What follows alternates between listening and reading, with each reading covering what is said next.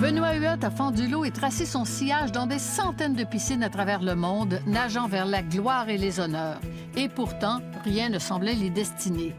Né avec un pied beau, le jeune sportif dans l'âme voit ses espoirs de jouer au baseball et au hockey s'envoler, lui qui espérait suivre au moins les traces de Patrick Roy. Mais à 8 ans, il découvre la natation et la sensation de liberté qu'elle lui apporte. Il remporte sa première médaille, l'argent, aux Jeux du Québec en 1997.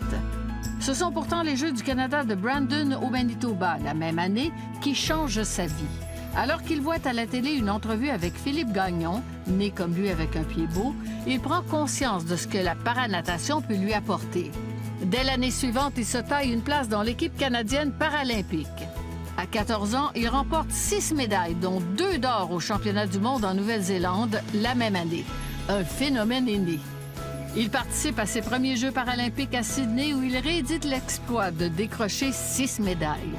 L'une de ces 3 médailles d'or a une saveur un peu spéciale, puisqu'il va la chercher aux côtés de Philippe Gagnon, son inspiration et son mentor, dans le relais 4 x 100 mètres 4 nages.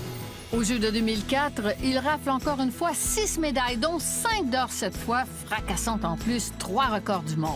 En 23 ans de carrière sportive, Benoît Huot a remporté plus de 40 médailles réparties sur 5 Jeux paralympiques, 6 championnats du monde et 4 Jeux du Commonwealth.